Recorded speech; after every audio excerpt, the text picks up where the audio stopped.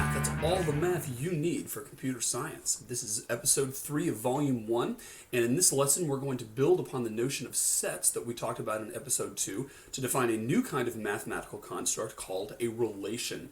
Now, the definition of a relation packs a lot into a few words, and when I give it to you, if you fully understand the definition, you almost can figure out everything else I'm going to talk about in this entire unit because it all stems from the definition, but you got to really unpack it and think carefully about it. Here's the definition. A relation is, get this, a subset of the Cartesian product. All right?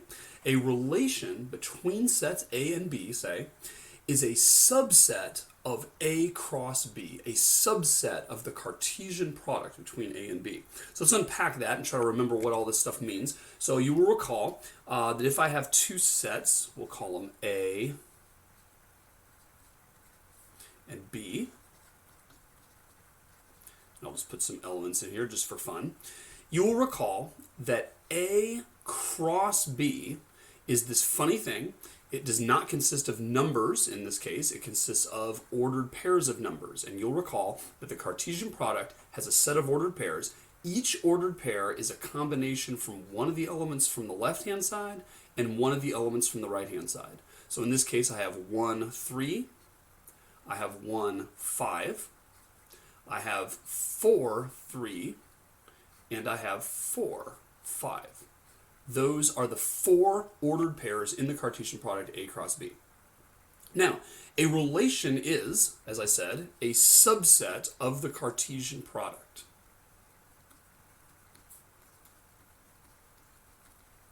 So let's think through this.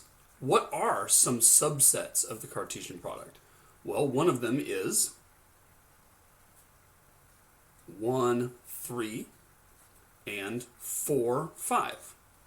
That's a subset of the Cartesian product. That is a subset of A cross B.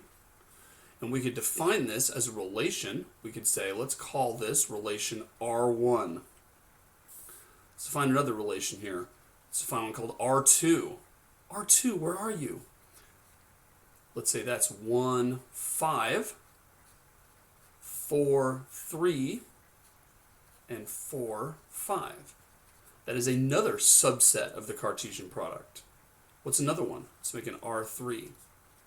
Let's say that is just 4, 3. That too is a relation on A and B because it's a subset of the Cartesian product. Let's take another one, R4. Let's set that equal to the empty set. Because remember, the empty set is a subset of every set, therefore the empty set is a subset of the Cartesian product. That too is a valid relation. Let's take the other extreme. Let's set R5 equal to the whole enchilada A cross B. I could have written out all the ordered pairs like I did here, but we could also just more compactly say R5 equals A cross B. That too is a relation. So any subset of the Cartesian product is a relation. Now, that may not seem like it is useful right now, but it will come into play as very useful in a few minutes when we talk about the meaning of relations and what we're really trying to express via them. Let me give you just a little bit of notation here. There are two ways of expressing that a particular ordered pair is in a relation, and that's one of the things we want to do a lot, is express that, yes, the ordered pair 1, 3 is in fact in R1. So one way to do that is to just do this. Right? That is expressing the fact that R1 does in fact have 1, 3 in it. And of course we could say 1, 3 is not an element of R2 because that was missing from that relation. So that's notation that we're used to. Now there's another bit of notation that mathematicians often use, and we will too, and that's to say 1, R1, 3. That's kind of a funny thing. That's actually like a sentence. That's to say 1 is R1 related to 3. And all that means is the same thing as this. It's just another way of writing it. So over here we could say 1 R2 not 3. So by putting a slash through it, just like we put a slash through the element of sign here, it indicates that that particular ordered pair is not in the relation. Okay? So everything else we talk about in this lesson is going to stem from this definition. And you just got to think through, every time you have a relation on two sets, what you have is a bunch of ordered pairs where the first element is from the left-hand side and the second element is from the right-hand side. And you may or may not have all of them. Usually you don't. It's the exception rather than the rule that you would have the entire Cartesian product as we had down here with R5. But any subset of the Cartesian product counts as a relation. Now, let me mention that just as with sets, we can define relations either extensionally or intentionally. And in all the examples I gave on the previous slide, I was defining them extensionally. I was saying something like, R6 is perhaps, 4 comma 3 and 4 comma 5. So that's an extensional definition. Now, we can do it intentionally as well. What if we said R7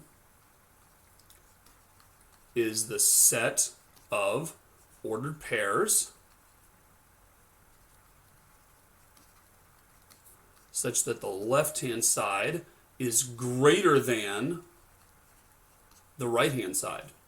That is an intentional definition. I haven't spelled out what the different ordered pairs are, but I'm giving you a rule to determine what they are, and I'm specifying that anytime the left element is greater than the right element, then that ordered pair will in fact be in R7. And if you look at the data that we have here, if I spelled it out extensionally, that would correspond to this. R7 would simply be the ordered pair 4 comma 3, because that is the only example of an element from A on the left and an element from B on the right where A is in fact left than B. But this is simply showing you that I don't have to define it like that. I could have defined it like that and simply given you the extensional definition as well.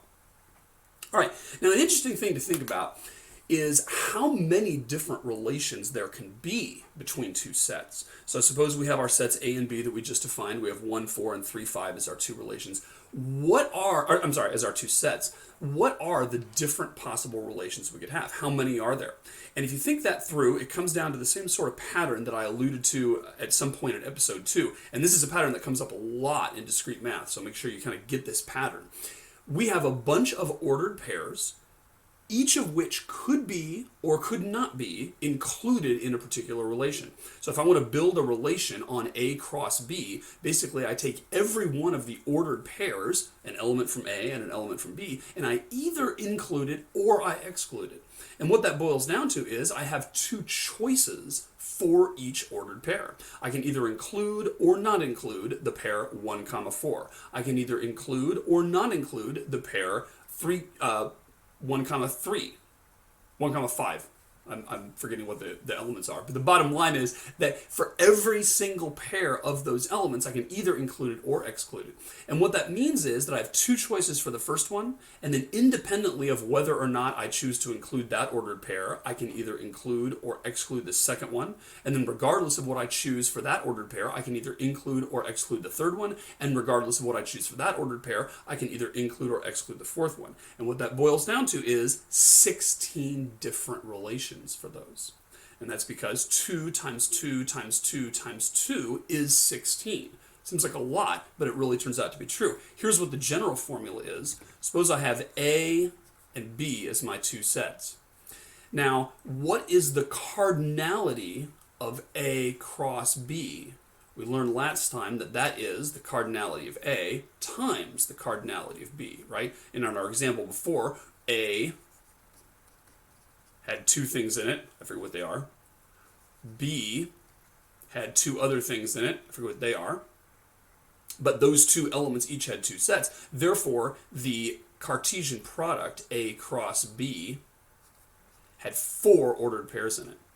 So, how many different relations can I have? How many possible different relations between A and B are there? There's going to be 2 to the cardinality of A times cardinality of B. And that's because we have the cardinality of A times the cardinality of B, different ordered pairs, each of which can be excluded or excluded. And what that boils down to is 2 to the that many possible different relations. And you might, just as an exercise, list them all out. And basically what you'd do is you'd say, well, let's include just the first one, let's include the first one and the second one, let's include the first one and the third one, let's include the first one and the second one and the third one, and you'll discover if you go through all of them, there will be 16 of them.